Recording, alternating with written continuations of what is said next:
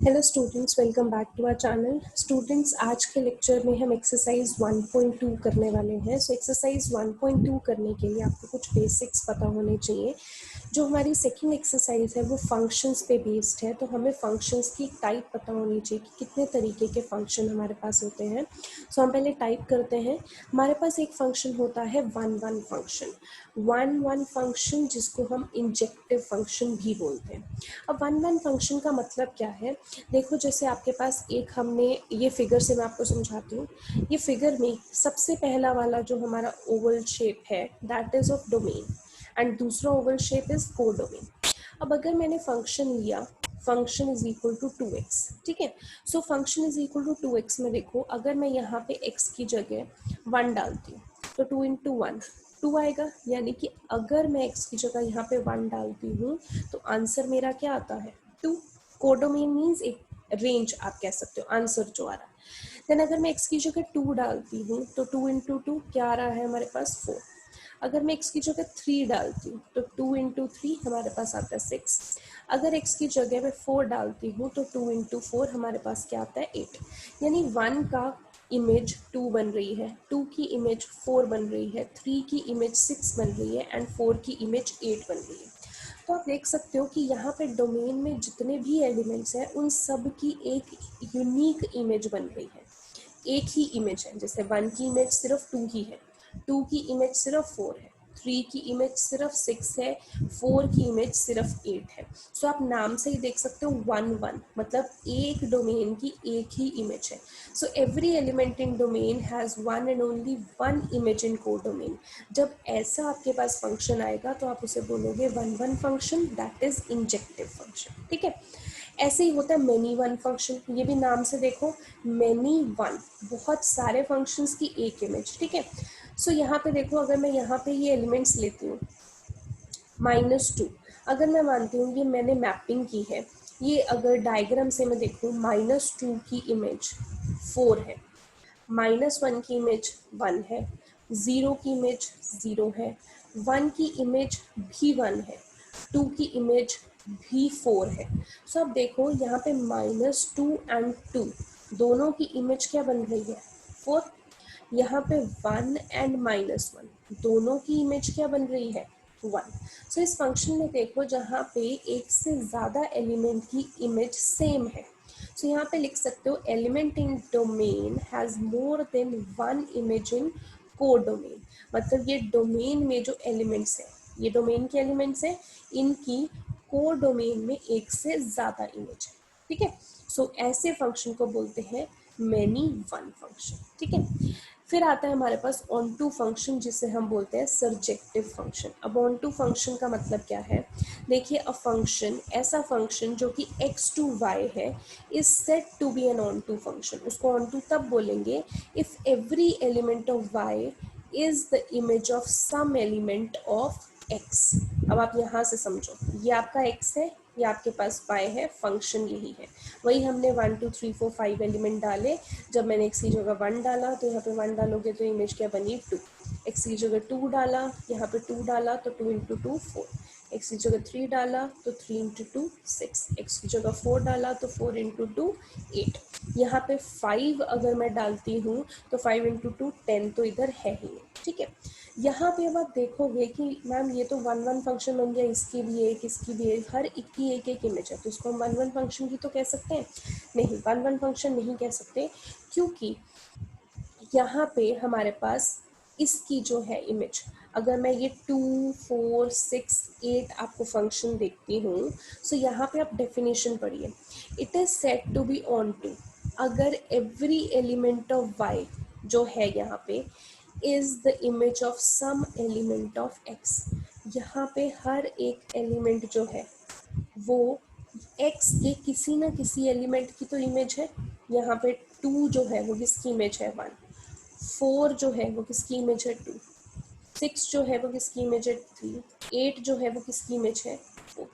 अगर मान लो यहाँ पे एक और नंबर होता, लेट्स से 11 होता, सो 11 की इमेज इधर, ये किसी की भी इमेज नहीं बनती, 5 की तो बनती नहीं है। सो 11 का कोई भी यहाँ पे ना होता पेयर, तो आप क्या बोलते हैं कि ये 1 2 फंक्शन नहीं है। बट यहाँ पे आप देख सकते हो कि ये जितने भी एलिमेंट्स हैं इन सब में कि ये एक एलिमेंट तो ऐसा है जिसकी ये इमेज बन रखे हैं, मतलब y वाले जो नंबर है वो यहाँ के किसी ना किसी एलिमेंट की तो इमेज है। ठीक है, तो जैसे आप 1 1 में भी जाओ, 1 1 में इधर डोमेन की इमेज इधर है, बट अगर मैं बोलूँ कि क्या ये वाला फंक्शन ऑन टू है, तो नहीं, ये ऑन टू नहीं है, क्योंकि यहाँ पे देखो 4 डोमेन में यहाँ पे 3 ऐसा नंबर है जिसकी कोई इमेज नहीं है, 5 ऐसा नंबर है जिसकी कोई इमेज नहीं है, 7 ऐसा नंबर है जिसकी कोई इमेज नहीं है। सो ऑन टू मतलब y में जो भी नंबर होगा वो किसी न किसी की इमेज होगा x में से, तो उसको हम बोलते हैं onto function, that is surjective function. Okay, so दोबारा से 1 1 फंक्शन क्या है कि डोमेन में जितने एलिमेंट्स हैं उन सबकी एक ही इमेज है। मैनी वन फंक्शन मतलब यहाँ पे जो एलिमेंट्स हैं उनमें एक से ज़्यादा इमेज इधर एग्जिस्ट कर रही है, जैसे यहाँ पे -2 की इमेज जो है वो भी 4 है, 2 की इमेज है वो भी 4 है। और ऑन टू फंक्शन मतलब y में जितने भी एलिमेंट्स हैं वो x के किसी न किसी एलिमेंट की इमेज है। ओके, अब कोई भी फंक्शन अगर इंजेक्टिव भी है और सब्जेक्टिव भी है, इंजेक्टिव मतलब 1 1, सब्जेक्टिव मतलब ऑन टू, अगर कोई फंक्शन इंजेक्टिव भी है और सब्जेक्टिव भी है तो उसको हम बाइजेक्टिव फंक्शन बोलते हैं। ठीक है, अब पूरी एक्सरसाइज इसी के बेसिस पे है। देखो फर्स्ट क्वेश्चन देखते हैं, शो दैट द फंक्शन, हमारे पास फंक्शन है r स्टार से r star, r stands for real number, और फंक्शन की डेफिनेशन दी हुई है f(x = 1/x) is 1 1 and on to. हमें ये प्रूव करना है कि ये फंक्शन 1 1 भी है ऑन टू भी है, जहाँ पे r स्टार क्या है, is a set of all non zero real numbers. अब रियल नंबर्स में तो बहुत आते हैं, plus minus negative fraction zero, but यहाँ पे बोला है कि जीरो नहीं लेना, उसके अलावा कोई भी नंबर। ठीक है, तो सबसे पहले तो हम यहाँ तक प्रूव करते हैं, इसके बाद आगे क्या पूछा वो हम बाद में देखते हैं। सो हमारे पास जो फंक्शन है यहाँ पे दे रखा है r star to r star, तो हमने ये r स्टार और r स्टार यानी कि जो x फंक्शन है वो भी r स्टार है, y फंक्शन है वो भी r स्टार है। ठीक है, अब मैंने यहाँ पे क्योंकि ये रियल नंबर लेना था, मैंने कुछ भी इमेजिनरी रियल नंबर्स ऐसे ले लिए। आप ज़रूरी नहीं है यही वाले नंबर लिखेंगे, मेरा मोटिव क्या है कि मैं पॉजिटिव भी लूँ, नेगेटिव भी लूँ, फ्रैक्शन भी लूँ, रूट भी लूँ, तो मैंने ऐसे ले लिए। अब मैंने ये फंक्शन अप्लाई किया, फंक्शन इज 1/x। अगर मैं 1 डालती हूँ x की जगह, सो 1/1 वुड बी 1, एक इमेज है। अगर मैं यहाँ पे -1 डालती हूँ, 1/-1 तो यानी कि -1 आ जाएगा। यहाँ पे x की जगह 2 डालती हूँ तो आंसर क्या आएगा, 1/2। x की जगह -2 यहाँ पे डालती हूँ तो आंसर आएगा -1/2। x की जगह √2 डालती हूँ यहाँ पे तो आंसर आएगा क्या, 1/√2। x की जगह -2/3 यहाँ पे डालती हूँ तो आंसर क्या आएगा, -3/2। ठीक है, सो आप देख सकते हो कि यहाँ पे जितने भी एलिमेंट्स हैं उनकी यहाँ पे जो इमेज है वो बन रही है। सो यहाँ पे मैं कुछ भी डालती रहूँगी x की जगह तो इधर उसकी इमेज बनती रहेगी। सो यानी कि हर एक एलिमेंट का एक एक्सक्लूसिव इमेज है, एक यूनिक इमेज है, ऐसे नहीं कि दो एलिमेंट्स की एक इमेज बन रही है, हर एक एलिमेंट की एक यूनिक इमेज है। तो यानी कि ये फंक्शन जो है वो हमारे पास 1 1 फंक्शन तो है। ठीक है, अब जब भी आपको 1 1 एंड ऑन टू आता है सो हमें प्रूव करना पड़ता है। 1 1 को तो आप हमेशा प्रूव करिए, ऑन टू को आपकी विश है, आप करना चाहें तो। ठीक है, सो हम प्रूव करने का क्या तरीका होता है, देखो जैसे आपके पास ये फंक्शन है, आपने क्या लेना है, x की जगह पहले हमारे पास वेरिएबल ले लेना है x1, तो यहाँ पे भी क्या हो जाएगा 1/x1। फिर इसी x की जगह हमने एक और लेट कर लेना है x2, तो यहाँ पे क्या हो जाएगा 1/x2। अब हमें पता है कि ये 1 1 फंक्शन है तो एक फंक्शन की एक ही इमेज होती है। तो हम यहाँ पे करेंगे कि अगर f(x1) और f(x2) बराबर होने चाहिए तो f(x1) की वैल्यू क्या है 1/x1 और f(x2) की वैल्यू क्या है 1/x2। तो यहाँ पे कैंसिल करके देखो x1 = x2 आ गया, यानी कि जो इधर होगा उसी की इमेज इधर बनेगी। ठीक है, यहाँ पे जैसे अगर 1 है तो यहाँ पे 1 है, यहाँ पे -1 है तो यहाँ पे -1 है। ठीक है, यहाँ पे ऐसा नहीं कि 1 है तो इधर -1 आ गया, यहाँ पे अगर आप 1 डालोगे तो 1/1 1 ही बनेगा। ठीक है, सो यहाँ पे अगर मैं -2 डाल रही हूँ तो यहाँ पे -1/2 बन रहा है, क्योंकि यहाँ पे 1/x है तो -1/2 ही बनेगा। मतलब आपने जब भी 1 फंक्शन करना है बेसिकली, तो आपके पास आंसर क्या आना चाहिए, x1 = x2। अगर x1 और x2 आ जाता है, चाहे कोई भी फंक्शन दिया हो, आंसर आपका x1 = x2 आना चाहिए। अगर x1 = x2 आ जाता है, इट मीन्स वो 1 फंक्शन है। Thus the function is 1 as there is only 1 image for every domain. हर एक डोमेन में, मतलब यहाँ पे ये डोमेन है, इसकी भी एक इमेज है, ये डोमेन है, इसकी भी एक इमेज है, सिर्फ एक इमेज है डोमेन की, ठीक है। अब अगर ऑन टू करना है तो उसका भी तरीका सीख लो। ऑन टू प्रूफ कैसे करते हैं, ये आपके पास फंक्शन है, आपने क्या करना है, इस फंक्शन को y मान लेना है। बेसिकली फंक्शन ये y ही होता है। सो y = 1/x। आपने क्या करना है, दोनों को क्रॉस मल्टीप्लाई करोगे तो yx = 1। यहाँ से x की वैल्यू क्या आ जाएगी आपके पास, 1/y। जो x की वैल्यू आती है आपने यहाँ पे इस फंक्शन में पुट कर देनी है। तो मैंने यहाँ पे x की जगह क्या डाला, 1/y। यहाँ पे भी x की जगह क्या डाला, 1/y। देखो 1/1/y क्या हो जाएगा, y। सो जब भी आपके पास आंसर, अगर आप ऑन टू चेक कर रहे हो, फंक्शन में डालने में x की वैल्यू, अगर आपके पास आंसर y आ जाता है, it means that is an onto function, ठीक है। तो यहाँ पे y आ जाता है, यानी कि ये ऑन टू फंक्शन है। y का मतलब क्या है कि जो भी आप यहाँ पे डोमेन में वैल्यूज डाल रहे हो, उसका आंसर यहाँ पे है। मतलब रेंज जो है, बेसिकली रेंज जो आपको आंसर बोलते हैं, रेंज बेसिकली कोडोमेन में एग्जिस्ट कर रही है। हम यही बोलते हैं ना, जो आपका ऑन टू फंक्शन होता है कि यहाँ पे जितने भी एलिमेंट्स हैं, वो यहाँ के एलिमेंट्स की इमेज एग्जिस्ट कर रही है। मतलब ये सारे एलिमेंट्स यहाँ किन्हीं एलिमेंट्स की इमेज है, ठीक है। सो मतलब यहाँ पे जो कोडोमेन में चीज़ें लिख रखी हैं, वो बेसिकली रेंज है। एलिमेंट्स आने का मतलब क्या है, आंसर आ रहा है, सो वो रेंज है। सो यहाँ पे जब आपके पास आंसर y आ जाएगा, it means that is an onto function, ठीक है। 1 फंक्शन के लिए x1 = x2 प्रूव करना है, ऑन टू फंक्शन के लिए आंसर y करना है, ठीक है। तो ये फंक्शन आपका 1 एंड ऑन टू फंक्शन दोनों बन गया। अब आपको बोला है, is the result true if the domain r* is replaced by n means natural number with codomain being same as r*। मतलब ये जो कोडोमेन है, y जो है वो r* ही रहने दो, जो ये डोमेन है इसको n बना दो, नेचुरल नंबर बना दो। तो हम वो भी करके देख लेते हैं। यहाँ पे देखो, आपने ये नेचुरल नंबर लिख दिए, क्योंकि नेचुरल नंबर पॉजिटिव ही होते हैं, सो 1 2 3 4 हमने लिख दिए। अब अगर मैं यहाँ पे कोडोमेन बनाना चाह रही हूँ, तो देखो 1 अगर मैं लिखती हूँ नेचुरल नंबर, तो हमारे पास फंक्शन क्या था, ये फंक्शन है f(x = 1/x)। तो 1/x में अब x की वैल्यू पुट करनी है। अगर मैं 1/1 करती हूँ तो आंसर 1 आता है। अगर मैं 2 करती हूँ तो आंसर 1/2 आता है। 3 करती हूँ x की जगह तो आंसर 1/3 आता है। 4 करती हूँ तो 1/4 आता है। ऐसे 5 करोगे तो 1/5 आएगा। बट यहाँ पे क्योंकि ये वाला जो सेट था वो तो अभी भी r* है, रियल नंबर है, तो इसमें रूट वाले नंबर भी एग्जिस्ट कर रहे होंगे, माइनस वाले भी एग्जिस्ट कर रहे होंगे। तो यहाँ पे आप देखो कि अगर मुझे इस फंक्शन को ऑन टू प्रूव करना है, ये फंक्शन 1 तो है, यहाँ पे जितने भी नंबर हैं उनकी एक ही इमेज है, सो 1 फंक्शन तो है।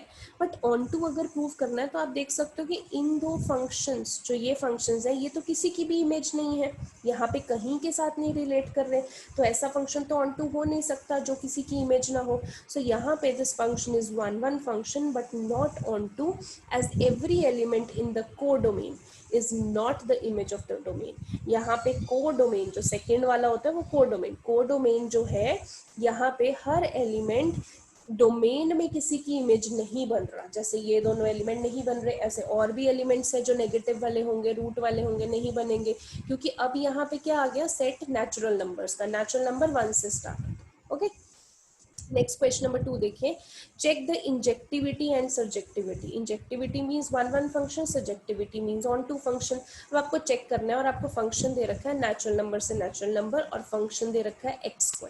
अब देखो नेचुरल नंबर से नेचुरल नंबर तो मैंने यहाँ पे भी नेचुरल बना लिया, डोमेन भी मेरा नेचुरल है, कोडोमेन भी मेरा नेचुरल है। तो यहाँ पे नेचुरल नंबर 1 से 10 तक यहाँ पे भी मैंने बना लिया, 1 से 10 एंड सो ऑन। अब अगर मैं यहाँ पे इस फंक्शन में वैल्यू पुट करती हूँ, देखो यहाँ पे 1 पुट करूंगी तो 1 का स्क्वायर 1 आएगा। अब यहाँ पे मैं 2 पुट करूंगी तो 2 का स्क्वायर क्या होगा, ये 4 के साथ मैच करेगा। यहाँ पे 3 पुट करूंगी तो 3 का स्क्वायर 9 के साथ मैच करेगा। ऐसे 4 पुट करूंगी तो 4 का स्क्वायर आगे जाके 16 के साथ मैच करेगा। ठीक है, तो इस तरीके से मैच हो रहे हैं। यानी कि अगर मैं ऐसे फंक्शन बनाना चाहूँ तो 1 का पेयर 1 बनेगा, 2 का 4, 3 का 9, 4 का 16, 5 का 25 एंड सो ऑन बनेगा। सो आप यहाँ पे देख रहे हो कि यहाँ पे मैं कोई भी वैल्यू डालती हूँ तो उसकी एक एक्सक्लूसिव इमेज बन रही है। ऐसा नहीं है कि यहाँ पे 1 की इमेज 1 बन रही है तो 2 की इमेज भी 1 बन रही है। सेम आएगी ही नहीं कभी इमेज, क्योंकि यहाँ पे जो नंबर डालोगे उसका स्क्वायर होगा। सो सेम आएगी नहीं, जैसे 1 का स्क्वायर 1 होता है, 2 का स्क्वायर 4, 3 का स्क्वायर 9, 4 का स्क्वायर 16, तो हर बार अलग अलग आ रही है। सो ये 1 1 फंक्शन है क्योंकि एक एलिमेंट की एक ही इमेज है। यहाँ पे जो है वो डोमेन है, ये क्या होता है आपका रेंज। सो यहाँ पे जो आ रहा है उसकी एक ही इमेज बन रही है। So as for every domain there is unique image और रेंज। सो फंक्शन क्या है, 1 1 function, but all the elements of codomain does not become range। आप यहाँ पे देख सकते हो कि यहाँ पे सारे के सारे एलिमेंट यहाँ किसी की इमेज नहीं है। जैसे यहाँ पे 5 की इमेज यहाँ कहीं नहीं एग्जिस्ट करती, क्योंकि 5 का स्क्वायर 25 यहाँ पे एग्जिस्ट कर सकता है, बट इधर ये 5 की इमेज इधर 25 नहीं हो सकती। ठीक है, समझ रहे हो, क्योंकि इससे इस फंक्शन में हम जा रहे हैं। सो यहाँ पे बहुत सारे फंक्शन है जिनकी इमेज यहाँ पे कोई एग्जिस्ट ही नहीं करती, समझ रहे हो। सो वही चीज है कि ये ऑन टू फंक्शन नहीं है, क्योंकि यहाँ पे कुछ फंक्शंस हैं जिनकी इमेज इधर नहीं, जो इधर वालों की इमेज है नहीं, बट यहाँ पे जो आ रहे हैं उनकी देखो यहाँ पे यूनिक इमेज एग्जिस्ट कर रही है। 2 की 4 एग्जिस्ट कर रही है, 3 की 9 एग्जिस्ट कर रही है। सो अगर यूनिक इमेज एग्जिस्ट कर रही है तो वो 1 1 फंक्शन होगा। जरूरी नहीं कि यहाँ पे सबकी इमेज इधर बननी ही चाहिए।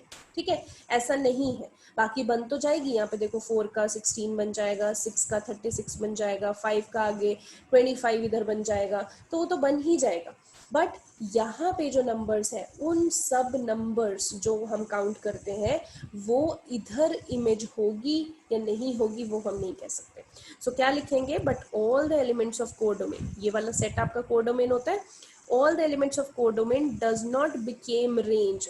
रेंज का मतलब होता है आंसर, यहाँ पे जो आंसर निकालते हैं। सो यहाँ पे सारे एलिमेंट तो आंसर नहीं बन रहे हैं ना आपके, जैसे 3 किसी का आंसर नहीं है, 3 किसी का स्क्वायर नहीं है, 2 किसी का स्क्वायर नहीं है। सो ये सब तो आंसर नहीं बन रहे हैं। सो हम ऐसे ही लिखते हैं, जब भी आपको ऑन टू फंक्शन लिखना होता है बेसिकली आपका जो कोडोमेन होता है वो रेंज बनना चाहिए, यानी आंसर बनना चाहिए। बट अगर कोडोमेन आपका रेंज नहीं बन रहा, आंसर नहीं बन रहा, it means the function is not onto. So but all the elements of codomain does not become range, therefore function is not onto function. ठीक है, सो अब ये तो हमने प्रूव कर दिया। सो अब इसको 1 1 को हम मेथड से भी प्रूव कर देते हैं। देखो फंक्शन हमारे पास क्या था, एक्स स्क्वायर। मैं क्या करती हूँ, क्या बोला था, 1 1 में क्या करते हैं, इस x की जगह पहले x1 डालते हैं, तो यहाँ पे भी क्या हो जाएगा x1 का स्क्वायर। फिर इस x की जगह यहाँ पे x2 डालना है। अब मैंने यहाँ पे 1 लिखा है, आप करेक्शन कर लेना, यहाँ पे x2 है। इस x की जगह x2 डालेंगे तो वहाँ पे भी क्या हो जाएगा x2 का स्क्वायर। अब हमें पता है कि if x1 f of x1 is equal to f of x2, अगर ये दोनों बराबर है तो ये x1 square is equal to x2 square होना चाहिए, तो दोनों को बराबर किया। अब देखो दोनों पे अगर हम स्क्वेयरिंग बोथ साइड लगाते हैं, स्क्वायर्स ऐसे नहीं कैंसिल होते, हमें स्क्वेयरिंग बोथ साइड करना पड़ता है। बट स्क्वेयरिंग बोथ साइड से क्या है, क्योंकि जब ये स्क्वायर हटेगा तो प्लस माइनस का साइन लगेगा। बट क्योंकि आपका ये जो सेट है क्वेश्चन में ही बोला है क्या है, नेचुरल नंबर से नेचुरल नंबर, तो नेगेटिव साइन तो यहाँ पे आएंगे नहीं, सिर्फ पॉजिटिव आएंगे। इसीलिए ये स्क्वायर कैंसिल करके हमने क्या लिखा, x1 is equal to x2। So x1 और x2 बराबर आ चुके हैं, therefore this function is 1 1 function. Okay, अब ऑन टू नहीं है वो हमने यहाँ पे डिस्क्रिप्शन में भी दे दिया कि वो ऑन टू क्यों नहीं है। ऑन टू प्रूफ करना हमेशा जरूरी नहीं है, 1 1 जरूरी है। ओके, सो इसी का सेकेंड पार्ट आपने खुद करना है, सॉरी इसके 3 4 पार्ट हैं वो आपने खुद करने हैं, बिकॉज इसी के जैसे हैं, आपने ऑन टू एंड 1 1 प्रूफ करना है। क्वेश्चन नंबर 3 देखिए, prove that the greatest integer function, greatest integer function कैसे हम डिनोट करते हैं, f x is equal to, ये साइन होता है ग्रेटेस्ट इंटीजर फंक्शन का, ये square brackets, is neither 1 1 nor onto, ना तो 1 1 है ना ऑन टू है। अब ग्रेटेस्ट इंटीजर फंक्शन मैंने आपको बहुत बार समझाया है डिफरेंशिएशन में भी, कि ग्रेटेस्ट इंटीजर फंक्शन क्या करता है कि इसमें कुछ भी वैल्यू डालो वो उसका लीस्ट लिमिट चेक करता है। जैसे कि नाम तो इसका ग्रेटेस्ट है बट वो लेता लीस्ट वाली वैल्यू है। अगर मैं सपोजिंगली इस x में यहाँ पे x की जगह वैल्यू डालती हूँ 1.9, अब 1.9 किसके बीच में लाई कर रहा है, 1 और 2 के बीच में, बट हम लिमिट कौन सी लेंगे, 1, लोअर लिमिट। सो अगर मैं इसमें 1.9 डालती हूँ तो आंसर मेरा 1 ही आएगा। ठीक है, सो अब ये बोल रहे हैं कि ना तो ये 1 है ना तो ये ऑन टू है, और ये फंक्शन क्या है, रियल से रियल का फंक्शन है। ठीक है, अब मैंने ये रियल नंबर्स का पहला सेट ले लिया, ये भी रियल नंबर्स का सेट ले लिया, मैंने यहाँ पे डेसिमल्स वाले नंबर लिखे हैं। अब आप देखो, जब आप डेसिमल्स वाले नंबर या जीरो डालोगे, देखो जीरो डालती हूँ, जब मैं एक्स की जगह जीरो डालूंगी मेरा आंसर जीरो ही आने वाला है। अगर मैं एक्स की जगह 1.32 डालती हूँ, 1.32 यहाँ पे डाला, सो वो 1 और 2 के बीच में लाई कर रहा है, बट मैं लोअर लिमिट हमेशा ग्रेटेस्ट इंटीजर फंक्शन लेता है, सो हम 1 चूज करेंगे, सो 1.32 का आंसर भी 1 आएगा। अगर मैं एक्स की जगह 1.90 डालती हूँ, ये डालती हूँ, सो 1.9 किसके बीच में है, 1 और 2 के बीच में, फिर से लोअर लिमिट लेंगे, यानी 1.90 की इमेज भी क्या बनने वाली है, 1। ऐसे ही अगर x की जगह 2.23 डालते हैं, यहाँ पे 2.23 2 और 3 के बीच में लाई करता है, हम लोअर लिमिट लेंगे 2, सो इसकी इमेज क्या बनेगी 2। ऐसे ही 2.89 लूंगी तो ये भी 2 और 3 के बीच में लाई करता है, तो लोअर लिमिट क्या होगी 2, तो इसकी इमेज भी 2 बनेगी। सो आप देख सकते हो कि एक एलिमेंट जो है जैसे 1.32 है, इसकी इमेज भी 1 बन रही है, 1.90 की इमेज भी क्या बन रही है 1। सो ये 1 फंक्शन तो रहा नहीं कि इधर जो एलिमेंट है उसकी एक ही एक्सक्लूसिव इमेज है, वैसा तो रहा नहीं, यानी कि ये मैनी 1 फंक्शन बन गया। यानी यहाँ पे 2 फंक्शन ऐसे हैं जिनकी इमेज ये बन रही है, ये 2 फंक्शन ऐसे हैं जिनकी इमेज ये बन रही है। सो हम क्या लिखेंगे, as every element in codomain has more than 1 image in domain. यहाँ पे जो कोडोमेन है, यहाँ पे एक से ज्यादा इमेज इनकी एग्जिस्ट कर रही है। ठीक है, सो यहाँ पे हम लिखेंगे here range is a subset of codomain. जब हमारे पास ऑन टू फंक्शन नहीं आता, यहाँ पे जो आंसर्स आ रहे हैं वो कोडोमेन का एक सबसेट है। ऐसा नहीं है कि ये सारे के सारे आंसर्स आ रहे हैं, ये कोडोमेन है, कोडोमेन के अंदर कुछ आंसर्स आ रहे हैं, यानी रेंज जो है वो सबसेट है किसका, कोडोमेन का। देयरफॉर ये ना ही 1 फंक्शन है ना ही ऑन टू फंक्शन है। समझ में? क्वेश्चन नंबर 4 देखते हैं। Show that the modulus function, अब मॉड्यूलस फंक्शन है, फंक्शन वही है रियल टू रियल। ठीक है, अब ये भी नीदर 1 नॉर ऑन टू, जहाँ पे x modulus is x if x is positive and modulus x is minus x if x is negative. यहाँ पे देखो आपको बोला है रियल टू रियल है, सो मैंने यहाँ पे रियल नंबर्स 2 बना दिए। अब आप यहाँ पे देख सकते हो, अगर मैंने यहाँ पे, क्योंकि रियल नंबर्स है, मैंने हर तरीके का नंबर ले लिया, जीरो, पॉजिटिव, नेगेटिव, ठीक है, फ्रैक्शन, मैंने हर तरीके का ले लिया। अब अगर मैं इस x की जगह जीरो डालती हूँ, सो क्या आएगा आंसर, जीरो। अगर मैं x की जगह -1 डालती हूँ, सो -1 की मैचिंग किससे बनेगी, 1 के साथ, क्योंकि ये मॉड के अंदर है। अगर इस x की जगह -2 डालती हूँ, तो -2 इस मॉड के अंदर डालूंगी तो आंसर 2 आएगा। अगर x की जगह -3 डालूंगी तो आंसर 3 आएगा। x की जगह 1/2 डालूंगी तो आंसर 1/2 आएगा। x की जगह -1/2 डालूंगी तो मॉडुलस के अंदर वो पॉजिटिव हो जाएगा, वो फिर से क्या बन जाएगा आंसर, 1/2। ठीक है, x की जगह 2 डालूंगी तो भी आंसर क्या बनेगा, 2। सो आप यहाँ पे देख सकते हो कि जीरो की इमेज तो एक्सक्लूसिव है, यूनिक है, -1 की भी यूनिक है, -2 की इमेज भी 2 बन रही है और 2 की इमेज भी 2 बन रही है, यानी ये तो मोर देन 1 हो गया। यहाँ पे 1/2 की इमेज भी 1/2 बन रही है और -1/2 की इमेज भी 1/2 बन रही है। सो यहाँ पे ये फंक्शन 1 फंक्शन तो बिल्कुल नहीं हुआ। हम कह सकते हैं अबव डायग्राम से we conclude that the function is not 1 function. ठीक है, यहाँ पे आप f1 डाल रहे हो तो वो 1 आ रहा है, f-1 डाल रहे हो तो भी 1 आ रहा है, f3 डाल रहे हो तो 3 आ रहा है, f-3 डाल रहे हो तो भी 3 आ रहा है। Therefore, function is also not onto as all the elements of codomain does not become range। यहाँ पे कुछ एलिमेंट्स हैं जिनकी कोई इमेज है ही नहीं। यहाँ पे आप और एलिमेंट्स लिखोगे तो उसकी इधर लेफ्ट में इमेज नहीं बनेगी, यहाँ से राइट में इमेज बन जाएगी। सो यहाँ पे कुछ और भी एलिमेंट्स हैं जिनकी आपके पास इमेज, जो किसी की इमेज नहीं बने, यानी कि यहाँ पे जो कोडोमेन की चीज़ें हैं, सारी एलिमेंट्स हैं, वो आपकी रेंज नहीं बनी, आंसर नहीं बनी। सो यहाँ पे ये मैनी टू 1 फंक्शन है, ना कि 1 1 एंड ऑन टू फंक्शन। ठीक है, तो यहाँ पे ना ही तो ये 1 1 है नॉर ऑन टू फंक्शन है, ठीक है। अब आप 1 1 को ऐसे भी, जैसे ये वाला क्वेश्चन था मॉड्यूलस था, तो आप इसको सीधा इससे भी समझा सकते हो, जरूरी नहीं है आपने वो x1 = x2 करना है। सो मॉड्यूलस आप ऐसे भी समझा सकते हो। नेक्स्ट 5th क्वेश्चन देखिए। अब यहाँ पे सिग्नम फंक्शन दे रखा है, आपको साइंस दे दी है। अगर x 0 से बड़ा है तो आंसर 1 आएगा, अगर x 0 है तो आंसर 0 आएगा, अगर x 0 से छोटा है तो आंसर -1 आएगा। अब बोला इस फंक्शन को 1 1 और ऑन टू, मतलब ये दोनों ही नहीं है, ना 1 1 ना ऑन टू। सो सिंपल है, हम इसको वैल्यूज पुट करके देखते हैं फंक्शन को। हम रियल टू रियल चलते हैं, तो डेसिमल में भी आएंगे आपके नंबर, नेगेटिव में भी आएंगे, फ्रैक्शन में भी आएंगे, ठीक है, क्योंकि सेट आपका रियल टू रियल है। अब अगर मान लेते हैं मैंने फंक्शन में यहाँ पे x की जगह 1.62 डाल दी। अब उन्होंने क्लियरली बोला है कि अगर x 0 से बड़ा होगा तो आंसर 1 आएगा, तो 1.62 की इमेज भी क्या बनेगी 1। अगर मैं 100 डालती हूँ तो 100 भी तो 0 से बड़ा है, तो भी आंसर क्या आने वाला है 1। अगर मैं 0 डालती हूँ तो 0 के इक्वल टू डालने पे आंसर 0 आएगा। अगर मैं -3.2 डालती हूँ तो उन्होंने बोला 0 से छोटा डालोगे तो आंसर -1 आएगा, ठीक है। तो यहाँ पे -3.2 डालती हूँ, तो यहाँ पे आपने प्लीज -1 लिखना है, यहाँ पे 1 नहीं है, करेक्शन कर लेना।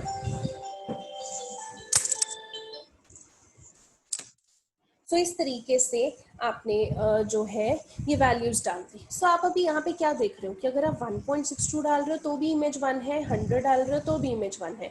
ऐसे माइनस में जो मैं डालूंगी तो यहाँ पे -1 इमेज बनेगी, ऐसे माइनस में मैं 2.1 डाल दूँ, वो भी तो 0 से ही छोटे होने वाला है, तो उसका आंसर भी कितना आएगा -1। सो यानी कि हम कह सकते हैं from the above explanation we conclude that signum function is many one function, एक ही एक से ज्यादा इमेज बन रही है। सो फंक्शन इज नॉट 1 1, 1 1 तो नहीं है। और दूसरा, अगर आप देखोगे कि यहाँ पे जो आंसर आ रहे हैं वो सिर्फ 3 ही आंसर आ रहे हैं, 1 0 एंड -1, बट हमारा जो फंक्शन है वो तो real number two real number है, यानी कि फर्स्ट सेट रियल नंबर होगा, सेकंड भी रियल नंबर होगा। अब ये रियल नंबर में जो आंसर्स आ रहे हैं वो तो सिर्फ 1 0 -1 आ रहे हैं, और भी तो बहुत सारे रियल नंबर्स होंगे, बट वो किसी का आंसर बन ही नहीं रहे हैं। सो हम क्या लिखेंगे, as there are only 3 elements that is 1 0 and -1 from the codomain which became part of the range, जो आंसर बन रहे हैं, therefore given function is not an onto function। वो onto function भी नहीं हुआ, क्योंकि और भी तो एलिमेंट्स कितने सारे हैं जो किसी का आंसर बन ही नहीं रहे हैं, जो रेंज बन ही नहीं रहे हैं। सो इसीलिए ये onto function नहीं, ठीक है। यहाँ पे भी देखिए इस फंक्शन को भी हमने 1 1 ये नहीं है, मैनी टू 1 फंक्शन है, तो हमने इसी एक्सप्लेनेशन से इसको बता दिया। क्वेश्चन नंबर 6 देखिए, आपको बोला है ए सेट ये है, बी सेट ये है, और ये आपका फंक्शन है। सो मैंने ए सेट बना दिया, ए सेट में 1 2 3 एलिमेंट थे, बी सेट में 4 5 6 7 एलिमेंट थे, और ये फंक्शन है। तो अब ऑलरेडी दे रखा है मैपिंग कैसे करनी है, 1 की 4 के साथ, सो 1 की 4 के साथ कर दी, 2 की 5 के साथ, 3 की 6 के साथ, यही बोलिए मैपिंग। अब बोला कि ये फंक्शन 1 1 फंक्शन है, प्रूफ करो। अब यहाँ पे तो आप देख सकते हो ना कि अगर आप F1 डाल रहे हो तो आंसर क्या आ रहा है 4, F2 डाल रहे हो तो आंसर 3 आ रहा है, F3 डाल रहे हो तो आंसर 6 आ रहा है, तो ये हमने लिख दिया। सो आप लिख सकते हो as every elements of domain has a unique image in codomain, therefore function is 1 1, एक ही इमेज है। यहाँ पे फंक्शन ऐसा तो है नहीं कि उसको हम x1 = x2 प्रूव कर सकें। सो यहाँ पे तो डायरेक्ट एक्सप्लेनेशन से ही आप लिख सकते हो दैट फंक्शन इज 1 1, एक ही इमेज बन रही है। क्वेश्चन नंबर 7 देखिए, in each of the following cases state whether the function is 1 1 onto और बाइजेक्टिव। यहाँ पे आपको खुद बताना है ये फंक्शन क्या है।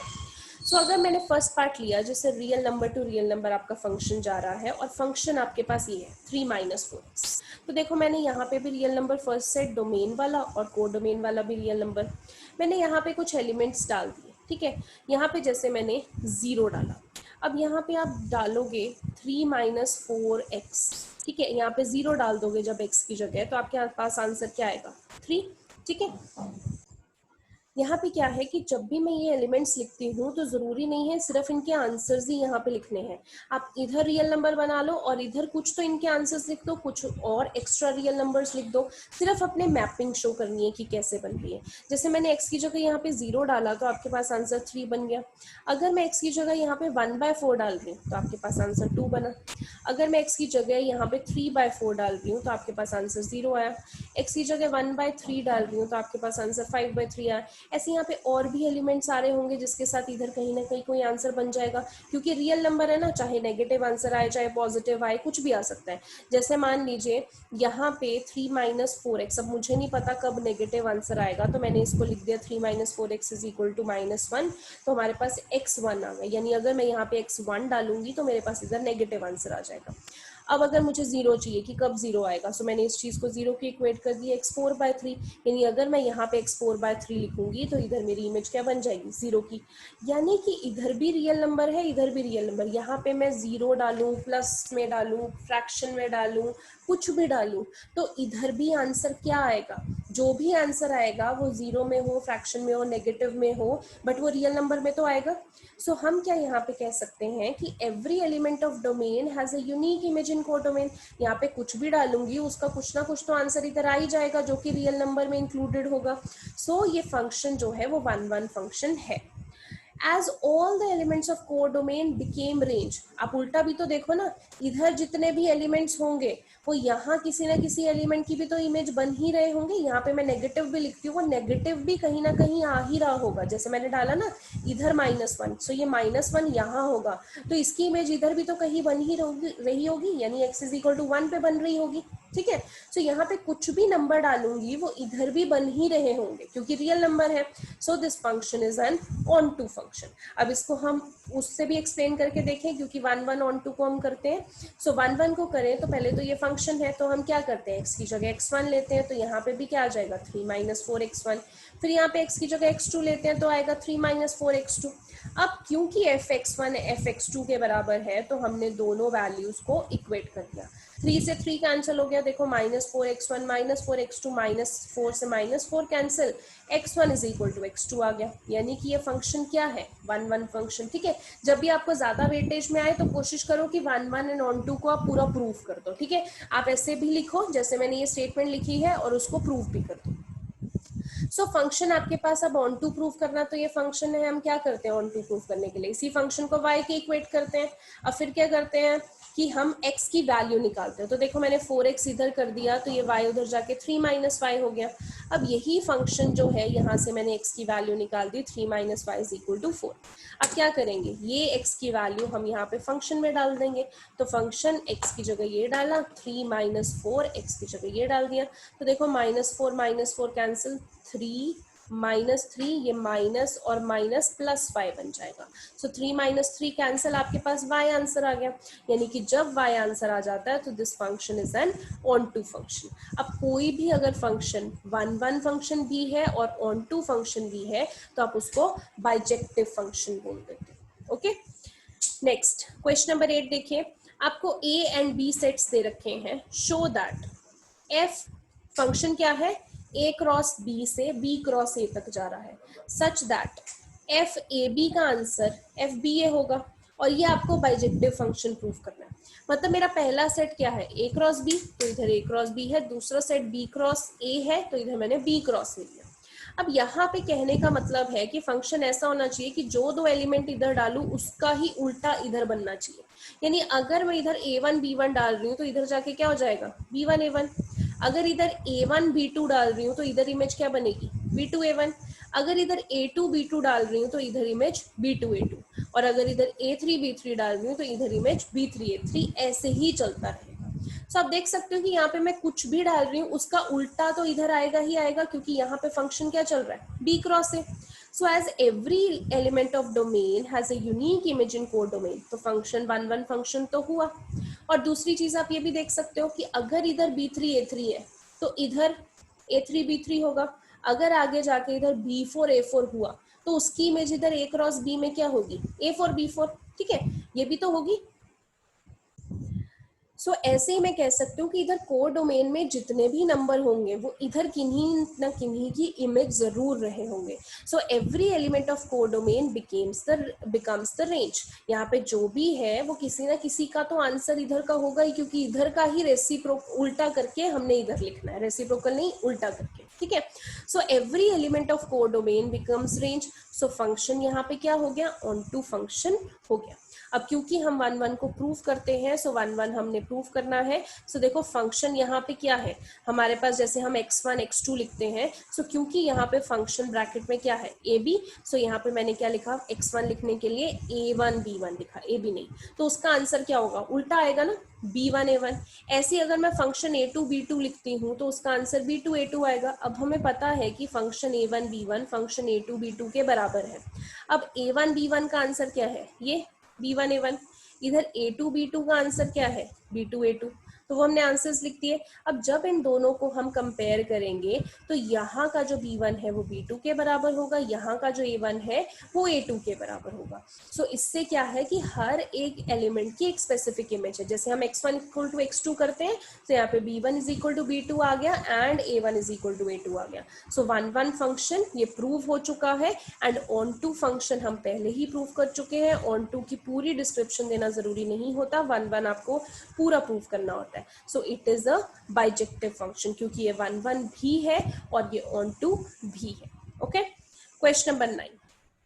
अब यहाँ पे फंक्शन दे रखा है natural number two natural number, और यहाँ पे फंक्शन डिफाइन कर रखा है ये n+1/2 जहाँ पे n ऑड है, n/2 जहाँ पे n इवन है। State whether the function is bijective, और आपको जस्टिफाई करना है उसका आंसर।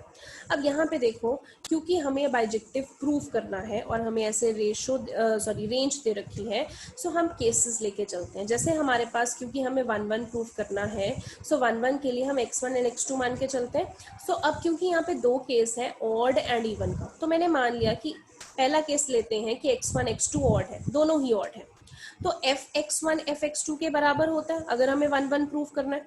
सो यहाँ पे x1 क्योंकि ये ऑड फंक्शन है, तो अगर मैं यहाँ पे डालूंगी n की जगह x1 तो क्या हो जाएगा, x1 + 1/2। अब x2 के लिए n की जगह x2 डालूंगी तो x2 + 1/2, तो ये हो जाएगा। अब देखो 2 से 2 कैंसिल, 1 से 1 कैंसिल, तो x1 is equal to x2, यानी कि यहाँ तो ये 1 1 फंक्शन प्रूव हो गया। अब केस 2 पे चलते हैं कि ये दोनों ही x1 x2 इवन है, तो अगर fx1 is equal to fx2 करना है तो इवन का केस देखो क्या है, n/2। तो अगर मुझे x1 करना है तो x1/2 हो जाएगा, x2 करना है तो x2/2, दोनों से 2 2 कैंसिल, फिर से x1 is equal to x2 आ गया, यानी कि यहाँ पे भी ये 1 1 फंक्शन प्रूफ हो गया। अब तीसरा केस मैं ले सकती हूँ कि x1 ऑड है और x2 इवन है, तो अब fx1 is equal to x2 check करते हैं। अगर x1 ऑड है तो मैं कौन सा लूंगी, n+1/2 लूंगी, और इवन है तो n/2 लूंगी। तो यहाँ पे क्योंकि x1 ऑड है तो क्या आएगा, x1 + 1/2। यहाँ पे x2 इवन है तो क्या आएगा, n/2 था तो x2/2 होगा। तो 2 से 2 कैंसिल, तो यहाँ पे देखो x + 1 is equal to x2 आ गया, या मैं कह सकती हूँ x1 - x2 is equal to 1 आ गया। तो यहाँ पे हम देख सकते हैं कि x1 और x2 दोनों बराबर नहीं आए हैं, मतलब थर्ड केस एक ऐसा है जिसमें x1 और x2 बराबर नहीं आए हैं। यानी कि यहाँ पे अगर मैं चेक करूँ, जब मैं इनकी रेंज चेक कर रही हूँ, तो जब मैं दोनों को ऑड ले रही हूँ तो 1 1 आ रहा है, दोनों को इवन ले रही हूँ तो 1 1 आ रहा है, एक को ऑड और एक को इवन ले रही हूँ तो 1 1 नहीं आ रहा। मतलब एक ऐसा कोई केस है जहाँ पे ये 1 1 नहीं बनता है। सो इट मीन्स ये फंक्शन 1 1 नहीं है। अब क्योंकि आपको बाइजेक्टिव फंक्शन बोला था प्रूव करने के लिए, जब एक फंक्शन 1 1 ही नहीं है तो वो बाइजेक्टिव कैसे हो सकता है, क्योंकि बाइजेक्टिव में 1 1 प्लस ऑन टू दोनों होने चाहिए। अब 1 1 ही नहीं है तो ऑन टू प्रूव करने की जरूरत ही नहीं है, this function is not bijective. Okay, last question आपका, लेट ए। अब यहाँ पे ए सेट दे रखा है जो कि रियल नंबर है बट उसमें से 3 माइनस कर दो, और बी सेट ऐसा है जो कि रियल नंबर है बट उसमें 1 नहीं होना चाहिए, और आपका फंक्शन जो है वो a to b है और फंक्शन ये डिफाइंड है। अब बताना है कि ये 1 1 एंड ऑन टू है या नहीं। अब देखो, पहले ए सेट बना लेते हैं, ये बी सेट बना लेते हैं। अब मैंने ए सेट ऐसा बनाया है क्योंकि ये रियल नंबर का है तो मैंने नेगेटिव भी लिए हैं, पॉजिटिव भी लिए हैं, बट उसमें 3 नहीं लिया क्योंकि रियल नंबर -3 है, तो मैंने यहाँ पे 3 नहीं लिया। और बी सेट मैंने ऐसा बनाया जिसमें क्या है, रियल नंबर -1, तो मैंने यहाँ पे 1 नहीं लिया, बाकी सब लिए हैं। ठीक है, अब आपको ये फंक्शन दे रखा है और 1 1 एंड ऑन टू करना है। अब 1 1 एंड ऑन टू प्रूव कर देते हैं, डायरेक्ट प्रूव करते हैं। 1 1 अगर मुझे प्रूव करना है तो हम क्या करेंगे, let x1 and x2 be two real number, जहां पे एंड x1 एंड x2 जो है वो a को बिलोंग कर रहे हैं, ठीक है। सो यहाँ पे जब हम a को बिलोंग कर रहे हैं, हम डोमेन के लिए चेक कर रहे हैं। So f(x1) is equal to f(x2). यहाँ पे जब x1 डालना है तो देखो फंक्शन तो आपके पास यही है ना, बस x की जगह x1 डालना है, तो क्या होगा x1 minus two upon x1 minus three. जब x2 डालना है तो x2 minus two upon x2 minus three. आप क्या करोगे, क्रॉस मल्टीप्लाई, इस चीज़ को आप इससे क्रॉस मल्टीप्लाई करोगे तो आपके पास ये आ जाएगा, इसको इससे क्रॉस मल्टीप्लाई करोगे तो ये आ जाएगा। अब देखो चीज़ें कैंसिल हो रही हैं, x1 x2 कैंसिल हो गया, ये 6 और ये 6 कैंसिल हो गया, क्या बचा -3x1 मैंने लिखा, ये -2x1 इधर आके +2x1 हो गया। यहाँ पे -2x2 था, ये इधर जाके +2x2 हो गया। तो देखो -3x1 में से +2x1 निकाला तो -x1, -3x2 में से +2x2 निकाला तो -x2, माइनस माइनस कैंसिल, तो x1 is equal to x2 आ गया, ठीक है। अब जब x1 is equal to x2 आ गया, यानी कि ये फंक्शन क्या है, 1 1 फंक्शन। अब ऑन टू भी प्रूव करना था, तो क्या करते हैं, जो भी आपका फंक्शन होता है उसको y के इक्वेट करते हैं, देन क्या करते हैं, क्रॉस मल्टीप्लाई। हमने क्रॉस मल्टीप्लाई किया, फिर हम क्या करेंगे, यहाँ पे x की वैल्यू निकालने की कोशिश करेंगे। तो मैंने ये x जो है वो इधर ले लिया, -3y इधर जाके +3y हो गया। इन दोनों में से मैंने x कॉमन ले लिया क्योंकि उसी की वैल्यू निकालनी थी, तो यहाँ पे y-1 बचा। अब x की वैल्यू निकालनी है तो y-1 नीचे। अब जो भी x की वैल्यू होती है हम क्या करते हैं, यहाँ फंक्शन में डाल देते हैं। तो यहाँ पे मैंने फंक्शन में x की जगह ये वैल्यू डाल दी, तो आपके पास देखो x-2 अपॉन x-3 था, तो x ये था -2 अपॉन x-3। अब ऊपर भी हमने एलसीएम लिया, नीचे भी इस चीज़ का एलसीएम लिया, तो यहाँ पे आप देखो -2 + 2 कैंसिल, -3y + 3y कैंसिल, ये y-1 y-1 कैंसिल, ऊपर क्या बचा 3y - 2y यानी कि y बचा, नीचे -2 + 3 यानी कि 1 बचा, y/1 इज y, यानी कि आंसर हमारे पास जब y आ जाता है तो वो फंक्शन ऑन टू बन जाता है, therefore the function is an onto function, ठीक है। सो ये प्रूफ हो गया। आपको क्या पूछा था क्वेश्चन में कि is function f 1 1 and onto, yes it is 1 1 and onto, and justify your answer बोला है, तो दोनों को प्रूव करके ही दिखा दो तो बेटर, ठीक है। अब आपकी एक्सरसाइज में 11th and 12th MCQ questions है, बहुत ही सिंपल है। अब पूरी एक्सरसाइज में देखो आपके पास सिर्फ आप 1 1 एंड ऑन टू फंक्शन पे ही आपकी एक्सरसाइज चल रही है। 1 1 के लिए x1 is equal to x2 prove कर दो। अगर बहुत ही सिंपल क्वेश्चन है तो आप स्टेटमेंट से भी प्रूव कर सकते हो, एक्सप्लेनेशन थ्योरेटिकल में भी लिख के प्रूव कर सकते हो, और जब आपको ऑन टू प्रूव करना है तो फंक्शन का आंसर आपके पास y आना चाहिए, ठीक है। अब आपके पास इस चैप्टर में 1.3 एक्सरसाइज एंड 1.4 एक्सरसाइज इस साल के लिए डिलीटेड है, तो आपने नहीं करनी। एंड जो मिसलेनियस एक्सरसाइज है उनमें सिर्फ यही क्वेश्चंस हैं जो आपको करने हैं, इसके अलावा बाकी जो भी क्वेश्चंस हैं वो आपके इस सेशन के लिए डिलीटेड है। तो बहुत ही छोटा चैप्टर था ये, तो ये चैप्टर आज कंप्लीट होता है, बट यहाँ पे मिसलेनियस एक्सरसाइज के जो क्वेश्चंस हैं वो मैंने अभी नहीं कराए हैं। आपको ये क्वेश्चंस जो है वो ट्राई करने हैं, एंड आपको कल तक मुझे इन क्वेश्चंस के डाउट्स भेजने हैं, ताकि जो आपसे नहीं सॉल्व हुए हैं वो मैं आपको करवा दूँ। क्योंकि ये जो क्वेश्चंस हैं या तो ये 1 1 एंड ऑन टू फंक्शन पे है कि आप इनको 1 1 फंक्शन प्रूव करो या ऑन टू फंक्शन प्रूव करो, या फिर आप फर्स्ट एक्सरसाइज से रिलेटेड है जिसमें आपको reflexive, symmetric and transitive prove करना है। तो यही क्वेश्चंस है, तो ये बहुत इजीली आप कर सकते हो। स्टिल अगर आपसे नहीं होगा तो आपने मुझे कल तक इन्फॉर्म करना है, ताकि मैं इनको नेक्स्ट लेक्चर में इंक्लूड कर सकूं। सो आज के लिए इतना ही students, thank you so much.